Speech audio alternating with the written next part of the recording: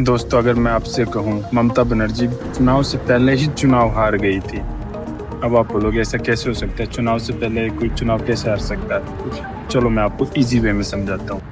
आपको पता है पश्चिम बंगाल में इलेक्शन से पहले एसआईआर होता है। एसआईआर के तहत 27 लाख वोटर्स के नाम वोटर लिस्ट से काटे जाते हैं। वो भी ऐसे वोटर्स जिनकी माइनर गलतियाँ थी, कोई छोटी गलतियाँ थी जो ठीक हो सकती थी। लेकिन वो एलिजिबल नहीं होते हैं वोट डालने के लिए, तो वो वोटर्स जाते हैं सुप्रीम कोर्ट। सुप्रीम कोर्ट उन्हें साफ मना कर देता है कि आप नेक्स्ट इलेक्शन में वोट डाल लेना, एक बार वोट नहीं डालोगे तो क्या ही हो जाए। उसके बाद बंगाल में इलेक्शन होते हैं। इलेक्शन में टोटल वोटर्स का 4.15% भाग वो वोटर्स थे 27 लाख जो वोट के लिए एलिजिबल नहीं हुए थे। समझ रहे हो? लगभग 4.15%। और अब बात करते हैं वोट शेयर की। बंगाल इलेक्शन में बीजेपी को जो कुल वोट मिले 45.84% और टीएमसी को, ममता बनर्जी की पार्टी को वोट मिले 40.77%। समथिंग 5% का अंतर।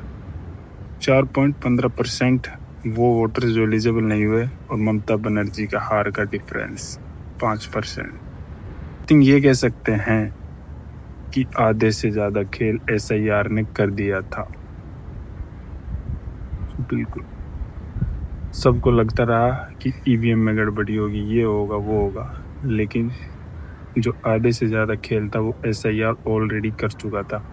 बाकी जो बचा कुचा खेल था वो कर दिया था। वुमेन रिजर्वेशन बिल, आपको याद है, स्पेशल पार्लियामेंट का सेशन बुलाते हैं नरेंद्र मोदी जी और वुमेन रिजर्वेशन बिल लाते हैं, जिसका उन्हें पता था विपक्ष इसका विरोध करेगा, कहीं ना कहीं इस चीज़ का फ़ायदा नरेंद्र मोदी को मिलेगा, और वही हुआ। जो बाकी बचा खेल था वो कर दिया था वुमेन रिजर्वेशन बिल ने।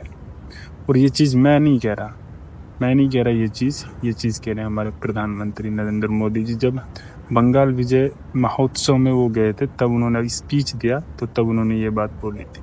दिन पहले कहा भी था कि महिलाओं के आरक्षण का विरोध करने वाले ऐसे दलों को महिलाओं का आक्रोश झेलना पड़ेगा। तो कहीं ना कहीं सबको ये लगता रहा कि ईवीएम में गड़बड़ी होगी, विपक्ष को यही लगता रहा